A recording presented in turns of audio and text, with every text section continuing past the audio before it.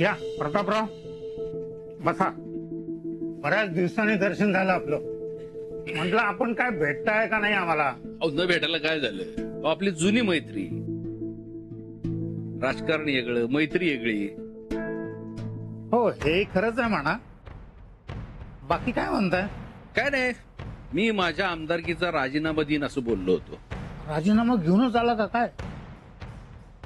तुर्तच तरी मी राजीनामा देणार नाही. माझ्यावरचे आरोप खोटे आहेत हे कोर्टात सिद्ध करण्याची संधी मिळाली आहे मला. ते होईलच, पण पक्षाला विश्वासात घ्यावं म्हणून आम्ही इथं आलोय. म्हणजे नाही समजलो मी. आम्ही जोंधळेला पकडलाय.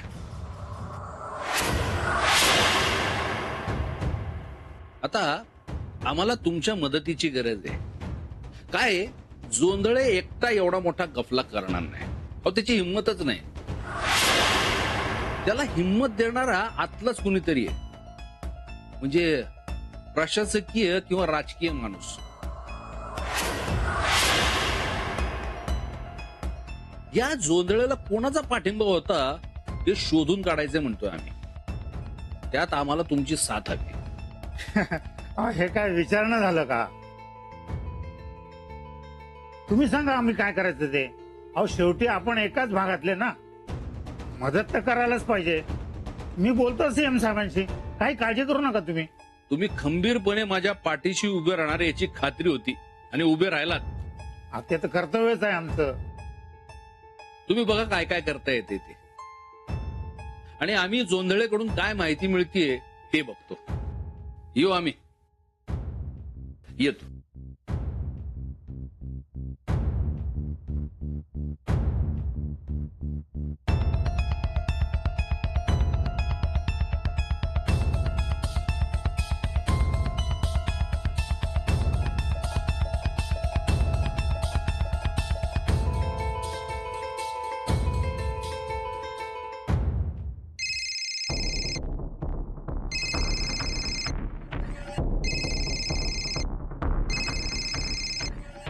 हॅलो.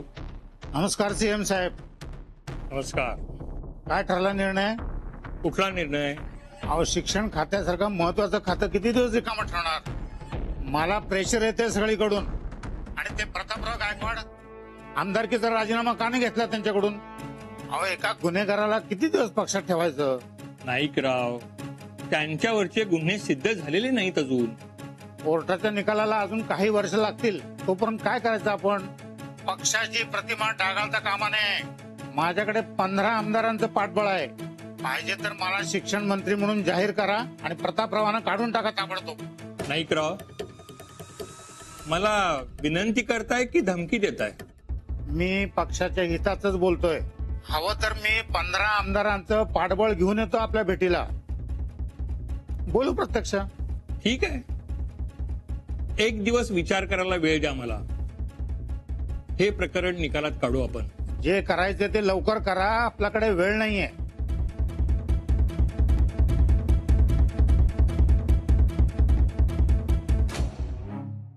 बरं झालं भेट झाली. समजा व्यवस्थित झाले. राणाचा फोन. हा राणा बोल. आबा, अहो तुम्ही ते नाईक साहेबांना भेटलात काय. आताच भेट झाली. सगळी मदत करायला तयार आहेत.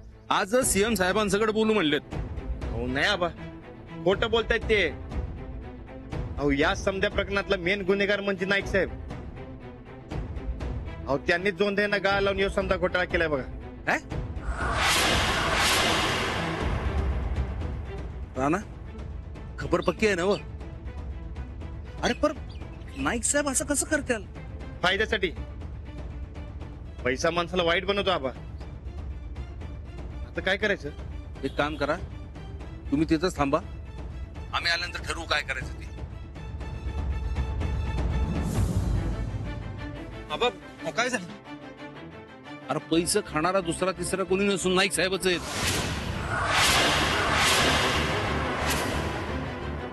आधी जोंधळे मग नाईक साहेब. कोणावर विश्वास ठेवा कळण असंच झालंय. आबा आबा हा. आपण नंदिताच्या पप्पांना जाऊन गाठूया आणि त्यासनी सगळं सांगूया आणि मग मिळून ठरवू काय करायचं ते. त्यांच्यावर आपण बिंदास विश्वास ठेवू शकतोय. नाही रे, आपण त्यासाठी आधी पहिले मुंबईला जाऊन सीएम साहेबांची गाठ घ्यावी लागेल. हे बघ, आपल्याकडे वेळ कमी आहे. थांब जरा. हो पण नाही. हा राणा, हा बा. आम्ही इथून उत्तमराव जाधवांकडे जातोय. तू परस्पर तिकडेच ये. आणि बघ, त्या जोंधळीवर लक्ष ठेवा. जे काय सगळं त्याच्याकडूनच कळल. वया बा, तुम्ही काय बी काळजी करू नका. आम्ही बरोबर सांभाळतो यासनी. बरं तुम्ही लवकर या काय. ठीक आहे, ठीक आहे. हो. चल. चल चल. साहेब, तुम्ही काय बी काळजी करू नका. यासनी आम्ही बरोबर सांभाळतो. आणि हा, तुम्हाला वरनं प्रेशर येणार नाही याची काळजी बी मी घेतो. आता यांची काय सुटका नाही बघा. भाल्या, या जोंधळ्यांचा नीट पाहुणचार कर काय, नाहीतर पळून जातील. राणादा, तू काय काळजी करू नकोस बघ. तो आमच्या ताब्यातून बिंदास राहा. चालते. बरं मी निघतो. ते वहिनींच्या पप्पांकडे भेटायचे ठरले. ते ना मी म्हणतो या जोंधळ्याला वर उलटा टांगला पाहिजे. आणि खालून त्याला मिरचीची धुरी देऊया. बर, आणखी काय खबर पक्की आहे का? आणि पक्षातील इतर पुढारी त्यांच्या काय हालचाली चालू आहेत? अच्छा, बरं ठीक आहे. काय महत्वाचं कळलं तर फोन करा. आणि लक्ष ठेवा काय होतंय काय नाही याकडे. येऊ का फोन?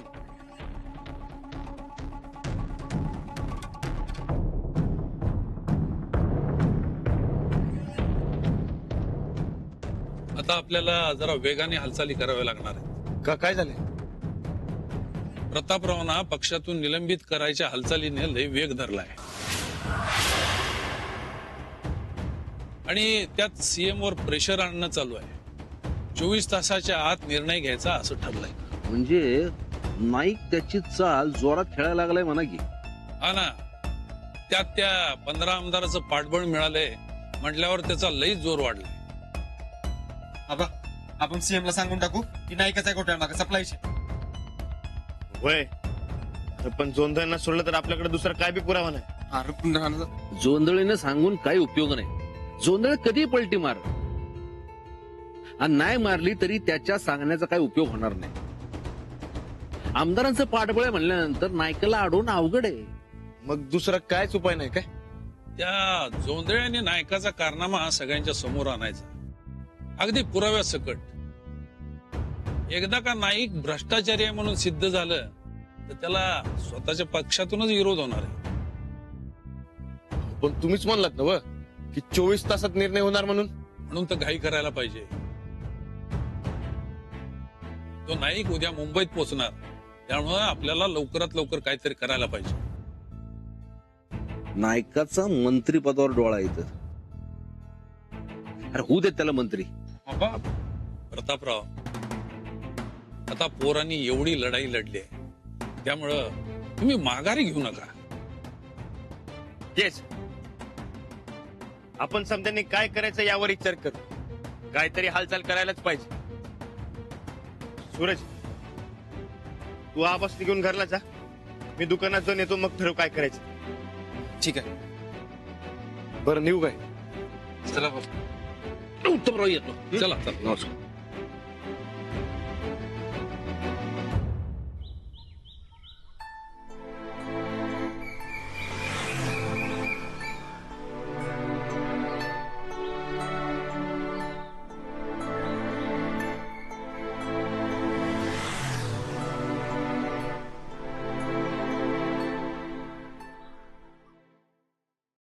अरे काल सांगितले कामं झाली का तुझी? मालक तुम्ही काळजीच करू नका, सगळं डोक्यात आहे माझ्या.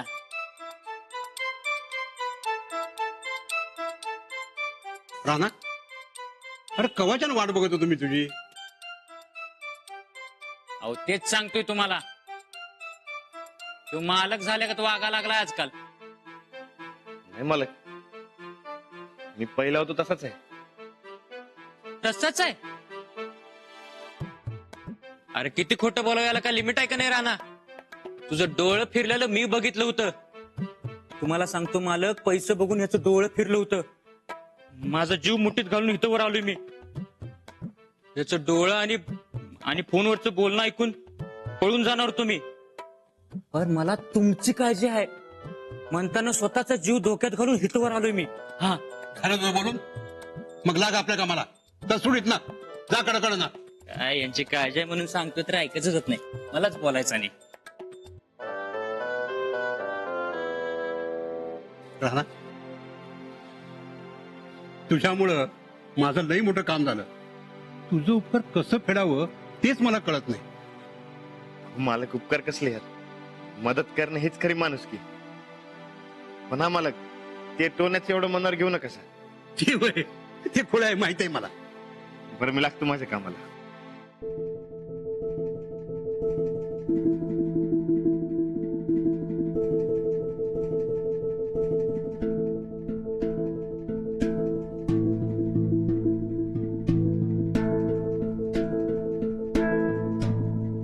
नमस्कार. नमस्कार. अरे तुम्ही इथं कशा? आज हे दिवसभर बाहेरच होते. डबा आणलाय त्यांच्यासाठी देऊ? अहो, त्यात काय एवढं विचारायचं? नाही, मला थोडं बोलायचंही होतं. बोला ना. राणा, आलो मालक. अरे बघ, या काय म्हणतात ते? अहो तुम्ही इकडं? हो, थोडं बोलायचं होतं. मालक जरा येऊ काय? अरे या ना. ठीक आहे. हं?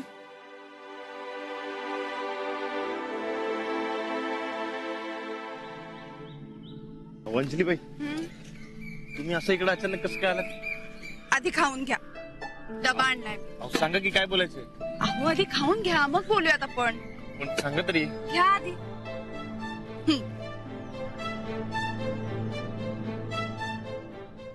अरे वा, फोडणीचा भात. हो, तुम्हाला आवडतो म्हणून बनवला. मुंबईची धावपळ संपत नाही तोवरही दिवसभर काही खाल्लं सुद्धा नाही तुम्ही. गोंधळ्यानं नाईकला रंग्यात पकडायला सांगितलं. कसं जमायचं? आजच्या आज जर आपण त्यांच्या विरुद्ध पुरावे नाही ना शोधले तर सगळं आपल्या विरुद्ध जाईल. त्या आधीच आपण काहीतरी हालचाल करायला हवी. पण करणार काय? येस तर, पुरावा हुडकायचा. हे बी 24 तासात. या सगळ्यात आपल्याला न्याय व्यवस्थेची आणि जवळच्या विश्वासू माणसांची साथ घ्यायला हवी. हे असं काम आहे जे एकमेकांच्या साथीनं करायला हवं. हे संकट एकत्र झेलायला हवं. होय, असंच करू. जोंधळे अजून काय सांगणार आहेत यावर आहे समजा.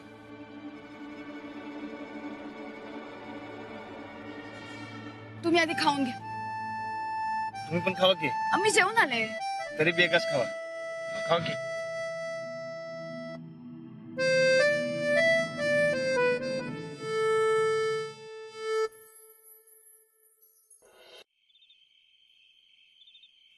जोंधळे सापडले. त्या नायकांचा डाव बी कळला. आता पुढं काय? पुढं काय? जोंधळे आणि नायकांनी पैसे खाल्लेत. आपला याच्यामध्ये काही बी संबंध नाही असं जाहीर करून टाकायचं. नाही, फक्त जाहीर करून काय भागणार नाही. साहेबांना सोडवायचं म्हणजे भक्कम पुरावे पाहिजेत आपल्याकडे. हे बघा, ज्यांनी पैसे खाल्ल्यात ती माणसं आपल्याला माहिती आहे. ते खोट्या सह्या केलेल्या जोंधळ्याला यांनी ताब्यात घेतलाय आणि तसं तो कोर्टात सांगायला बी तयार आहे. पाहिजे तर श्रीहरीला बी आपण तयार करून घेतो की. नाही, हे बघा, श्रीहरी आणि जोंधळेने घोटाळा केली गोष्ट खरी आहे. मग पण काही ठोस पुरावा आहे का आपल्याकडे? हे बघा, नाही, आता जोंधळे सगळे कबूल करतायत, पण उद्या कोर्टात पलटी मारली तर? बरोबर आहे, कारण ते आता आपल्या ताब्यात आहेत म्हणून बोलतायत. पण ते कोर्टात सांगणार तेच महत्वाचं. म्हणजे जोंधळ्याने एकदा का कोर्टात हजर केलं तर ही केस आपल्या हातातून गेली म्हणून समजा. अहो, म्हणूनच मी अजून जोंधळींची नोंदच नाही केली स्टेशन डायरीत. पण हे जास्त दिवस नाही चालणार. म्हणजे एखाद वेळेस कुणी जर तक्रार केली ना की जोंधळे गायब झालेत तर लगेच हजर करावं लागेल त्यांना. मग आता काय करायचं? आपण जोंधळ्यांनी पलटी मारू नये असा प्रयत्न केला तर? आपण एक काम करू, जोंधळ्यांची समधी कबुली मोबाईल मध्ये रेकॉर्ड करू. आम्ही करतो. नाही, याच्या आधी बी जोंधळ्यांकडनं समधी माहिती आम्हीच काढून घेतली होती. अहो त्यासनी धरला कुणी? आम्हीच. नाही, तुम्ही कशीही कबुली करून घ्या, त्याचा काही उपयोग नाही. ते कोर्टात सांगू शकतात की माझ्याकडून बळजबरीने यांनी कबुली करून घेतली आणि मग आपल्याला काहीच करता येणार नाही. हाव असं कसं? व्हिडिओ मध्येच बळजबरी केली नाही असं कबूलच करून घ्यायचं? अहो नाही चालणार. अहो कबुलीवर फक्त भागणार नाही. हे बघा, नायकांविरुद्ध आपल्याला पुरावे गोळा करावा लागणार आहेत, कारण घोटाळा खरा त्यांनीच केलाय. आणि साहेब, अहो जोंधळे म्हणजे फक्त एक प्याद आहे नुसतं. अहो पण जोंधळ्यांनी सांगितल्यावर नाईक बी अडक त्यालाच की. आपण खोटा साक्षीदार कोर्टात उभा केलाय असं युक्तिवाद होईल नायकांकडून कोर्टात, आणि म्हणून त्यांनीच घोटाळा केलाय पैशाचा हे सिद्ध करण्यासाठी आपल्याला त्यांच्या विरुद्ध भक्कम पुरावे गोळा करायला पाहिजेत. अहो साहेब, नुसतं जोंधळ्यांवर केस सॉल्व्ह होणार नाहीये. मला वाटलं जोंधळे सापडलं, समधी कबुली दिली की आबा सुटतील, पण हे काहीतरी येंगाड गणितच दिसते. जोपर्यंत आपल्याला भक्कम पुरावे सापडत नाही ना, तोपर्यंत कोर्ट कुठली गोष्ट खरी मानत नाही. पण मग आता नायकांच्या विरोधातले पुरावे कसे मिळणार? आणि नायकांनी पैसे खाल्लेत हे समोर कसं आणणार आपण? त्यांच्यातल्या पैशाच्या देवघेवीचा पुरावा हवाय आपल्याला. हो, जोंधळ्यांच्या डायरीत सगळ्या व्यवहाराच्या नोंदी आहेत, पण फक्त साहेब अशी नोंद आहे. नाही, अशा कामात सगळे व्यवहार रोखीने होतात, त्यामुळे पैशाचा पुरावा काय मिळणार नाही. आणि त्यात साहेब मीच अशी जर का जोंधळी पलटी मारली तर? ही शक्यता आहे. नाही, जोंधळ्यांना आपण पलटी मारूच द्यायची नाही. आम्ही समजावतो की त्यासनी. अहो नुसत्या जोंधळ्यांच्या सांगण्यावरून भागणार नाहीये. आपल्याला त्या नायकांविरुद्ध सगळे पुरावे गोळा करावे लागणार आहेत. अहो मग ते बी जोंधळ्यांनाच आणायला सांगू. जा, तू जाऊन सांगतेस नाही. आम्ही जोंधळ्यांना धरून दिलंय हे विसरू नका. आणि जोंधळ्यांच्या कबुलीवर का चालणार नाही केस? तुला जास्त कळते की असली जास्त कळते का? तुझा घरात बस जा, आम्हाला जरा विचार करू दे इथं. जोंधळ्यांना आम्ही पकडून दिलंय आणि तुम्ही आता आम्हासनी आज जायला सांगताय भाई? जाऊ दे तिकडं, काय करायचंय ते करा तुम्ही. पण नंतर ना जोंधळे पळून गेलं की आमच्याकडे येऊ नका मग. चल चंदे.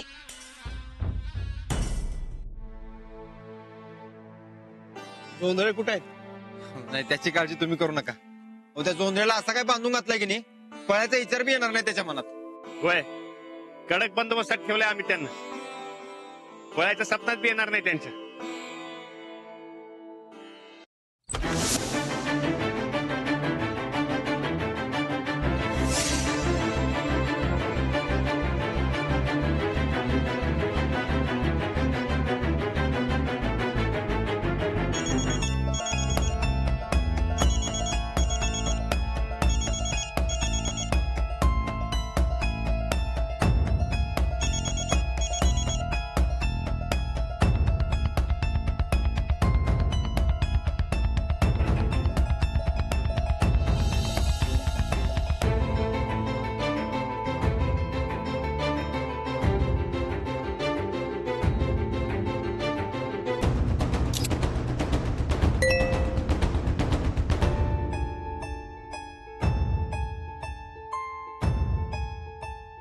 जोंधळे किती वेळा सांगितलं तुम्हाला फोन करायचा नाही म्हणून? साहेब माझं ऐका जरा, मी कसं बस इथनं निसटलोय. सगळे पैसे आणि डायऱ्या घेऊन पळालोय. साहेब आता मला वाचवा. साहेब जर मी सापडलो ना तर तुम्ही नक्कीच गोत्यात याल साहेब. हा, उद्या मंत्रीपद जाहीर होणार आहे माझं. साहेब मी बी किती वेळा सांगू, जर मी सापडलो ना तर तुम्ही नक्कीच गोत्यात याल. साहेब जर तुम्ही मला नाही वाचवलं ना तर मी सगळे पैसे डायरी पुरावा घेऊन माफीचा साक्षीदार बनन. तुम्ही सापडणार की नाही हे मला माहित नाही, पण तुमचं मंत्रीपद जाहीर होणार नाही ही गॅरंटी आहे माझी. उद्या सकाळी सगळ्या पेपरात तुमचा कारनामा छापलेला असेल.